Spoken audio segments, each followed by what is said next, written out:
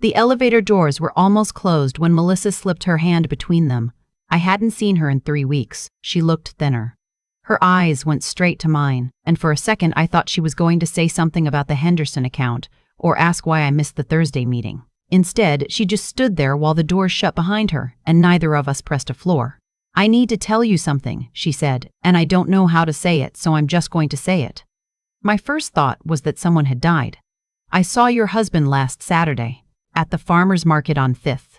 He was with a woman and a little girl. They looked." She stopped. "They looked like a family, Jess." I remember the exact sound the elevator made when it reached the lobby. A soft chime, like nothing had happened. "My husband's name is Ryan. We met at 24, married at 26, and at 29 he took a position with an environmental consulting firm that sent him to remote sites across Alaska. The assignment was supposed to last 18 months. It lasted 4 years. 4 years. I want you to understand what that actually means. It means you learn to sleep diagonally across a bed made for two. It means you stop cooking real meals because what's the point of chopping onions for one person? It means every time your phone rings at an odd hour, your heart does this horrible lurch, hoping it's him, terrified it's someone calling to tell you something happened to him. The Alaska assignment wasn't glamorous. Ryan's firm was contracted to assess environmental impact at drilling sites, which meant he spent months in areas with no reliable cell service, sometimes no internet at all. We talked when we could.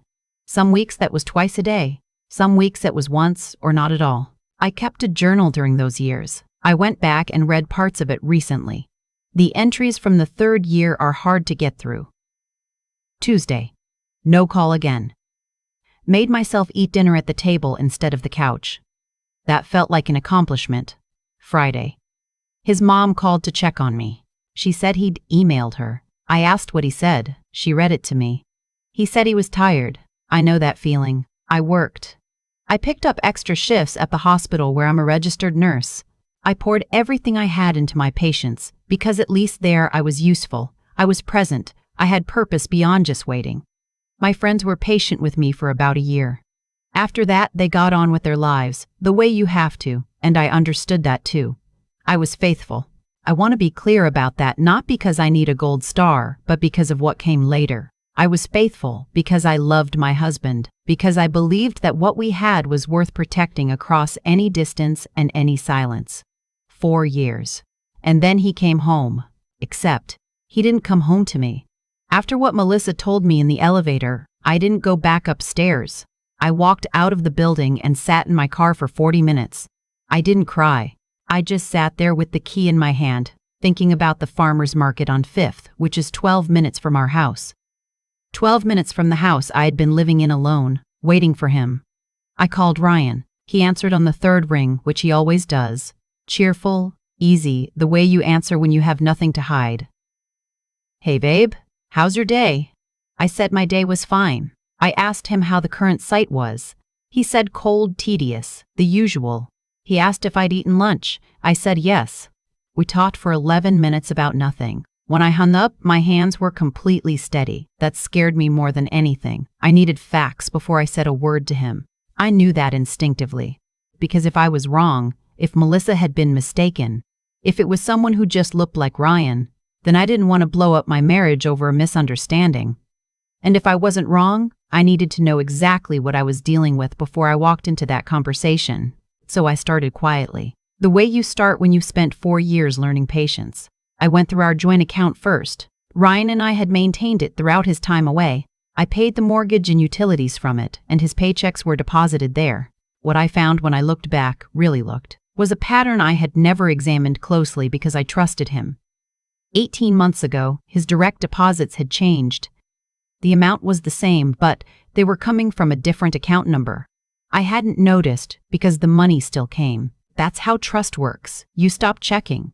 I called the bank and asked some careful questions. The representative couldn't tell me much, but she confirmed that the deposits were being routed through an intermediary account that was not linked to our joint profile. He had a separate account, had had one, apparently, for at least a year and a half. I sat with that for a long time. Then I did something I'm not entirely proud of. I logged into the family cell plan. It was still in my name, had always been in my name, and I looked at the location history on Ryan's line. His phone had been pinging towers in Carterville, Ohio for the past 14 months. Carterville is 4 hours from our house. It is not in Alaska.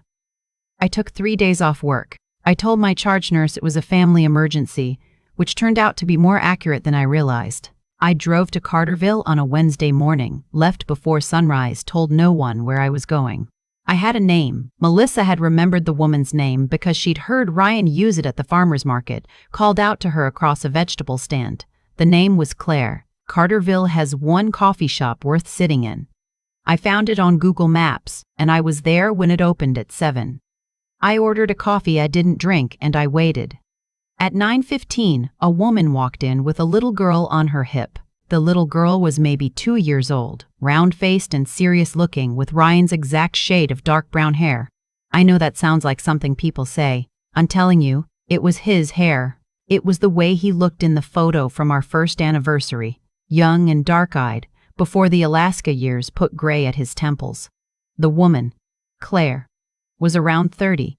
She was pretty in an understated way. She ordered a chai latte, let the little girl grab at the pastry display, laughed when the barista made faces at her.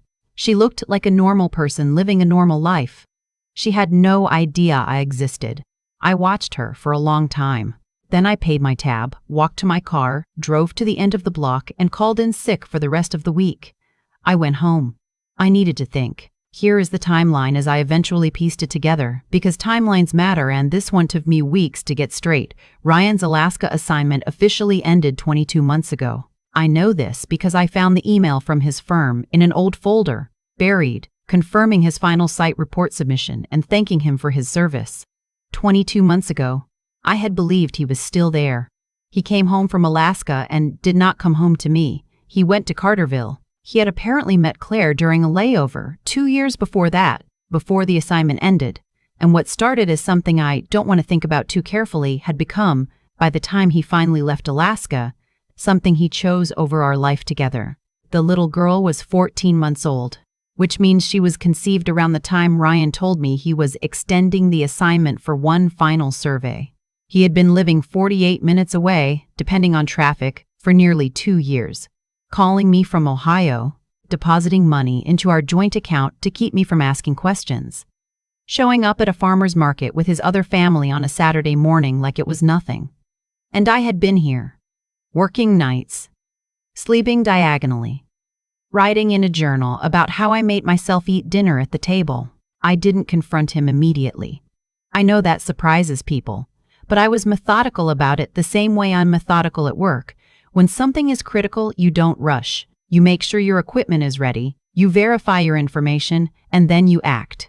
I called a divorce attorney named Brenda Walsh, who a colleague had used 2 years prior. I explained the situation. She told me to document everything I had, to make no financial moves that could be seen as joint decisions, and to not tip off my spouse until I was ready to file. She used the word spouse the whole time, professionally neutral, and I appreciated it.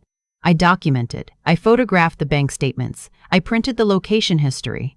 I hired a private investigator for 2 weeks. The cost made me nauseous, who confirmed Ryan's address in Carterville and provided photographs of him at that address with Claire and the little girl. Coming and going. Grocery shopping. Mowing a lawn. Living. I waited until I had everything Brenda needed. Then I called Ryan on a Tuesday evening. Normal call, normal tone. I asked if he could come home that weekend. I told him I missed him and I wanted to talk about the future. Maybe plan a trip for when his assignment was really truly finished. He said, "Of course, babe. I'll drive down Friday." I said, "I can't wait." He arrived at 6 in the evening. He brought flowers, grocery store carnations, pink and white, and hugged me at the door the way he always had, like no time had passed. He smelled like a fabric softener I didn't recognize. He had learned someone else's laundry routine. I had set the table. I had made dinner. I wanted him to sit down, to be comfortable, to not feel the ground shifting before I was ready. We ate. He talked about the site. I asked questions, and he answered them, elaborate and specific, the kind of detail that made the lie feel real. I had lived 4 years inside that lie and never once felt the seams. After dinner, I cleared the plates. I refilled his water glass. I sat back down across from him. "How long have you been in Carterville?" I said. The silence that followed was the loudest thing I have ever heard. He put his hand on the table, palm down. He looked at his hand. Then he looked at me, and I watched something leave his face, the performance of the last 4 hours, or maybe the last 4 years. Jess, just tell me when, I said. I have the rest of it. I just want to hear you say when. He told me. 22 months. He confirmed the timeline I had assembled. He said Claire's name carefully, like he was handling something fragile. He said the little girl's name was Nora. He said he knew what he'd done. He said he didn't know how to undo it. He said, and I will never forget this, that he had kept sending money to the joint account because he didn't want me to struggle. I looked at him for a long time. You didn't want me to struggle, I said. He nodded, like that was a reasonable sentence. Ryan, I have been alone in this house for 4 years, the last 2 of which you were 48 minutes away. He started to say something. I held up my hand. I need you to leave tonight, I said. Brenda Walsh will be in touch next week. He knew the name. The color left his face. He stood up slowly, picked up his jacket, and walked to the door. He turned around once, like he might say something that would change the shape of the next few years of our lives. Nothing came. He left. I locked the door. I stood in my kitchen for a while. Then I washed the dinner dishes by hand, which I never do. I always use the dishwasher, and the warm water and the ordinary task of it felt like something I needed. The divorce took 8 months. It was not easy or clean. Ryan hired an attorney who argued, among other things, that my nursing income had been supplemented by his deposits and that this constituted financial partnership worth consideration. Brenda was better than his attorney. I kept the house. I kept my retirement account. I received a settlement that reflected the years of the marriage and the specific, documented nature of what had occurred. Claire was not a villain in this story, as much as I wanted someone to be. She had believed Ryan's version of things, which apparently involved a marriage that was essentially over before he left. She found out the truth during the divorce proceedings. She called me once, I don't know how she got my number, and asked if she could apologize. I let her. I don't know what she and Ryan have figured out since then. That's not my story to carry. Here is what I know. I am 33 years old. I live in a house that is mine. I sleep in the middle of the bed when I feel like it. I have started cooking real meals again. Actually cooking, with music on, trying recipes I would have thought were too complicated during the years I was just surviving. Last month a colleague set me up on a date that went well enough that we had a second one. I still have the journal, the one from the 4 years. I haven't thrown it out, but I haven't read it again either. It sits on the shelf in my home office, and sometimes I look at it and I feel sorry for the person who wrote it, who was so careful, so patient, so committed to a future that the other person had already walked away from. She deserved better. I'm making sure she gets it now. People ask me sometimes what the hardest part was. They assume it was the confrontation, or the divorce, or finding out about the little girl. And those things were hard. I won't minimize that. But the hardest part was the Tuesday I found the location history, sitting in my kitchen with my laptop, watching the map populate with all those location pings in a town 4 hours away. Not crying, not yelling, just sitting in the quiet of a house I'd been rattling around in for years, understanding that the silence hadn't been distance. It had just been a lie with good Wi-Fi. I had spent 4 years being faithful to someone who had stopped being faithful to me, and I had done it with my whole heart. That's not something to be ashamed of. That's not stupidity. That's what love asks of you. And I gave it honestly, and the fact that he didn't deserve it doesn't make it less real. It just makes it mine. I carry it forward now, lighter than I expected. One real meal at a time. I've thought a lot about cause and effect since all of this happened. Not in any grand or spiritual way, just in the plain mechanical way that life actually works. You make choices. Those choices build into patterns. Those patterns build into a life, and eventually, the life you've quietly been constructing shows itself in full. Ryan made choices, one at a time, over years. He chose to stay in Alaska longer than he had to. He chose to pursue something with Claire. He chose not to tell me when he came home. He chose to keep depositing money into our joint account so I'd have no reason to look too closely. Each of those choices was small enough on its own that maybe it didn't feel like much, but they stacked. They always stack. They always stack. And here's the part I had to sit with for a long time. I made choices too.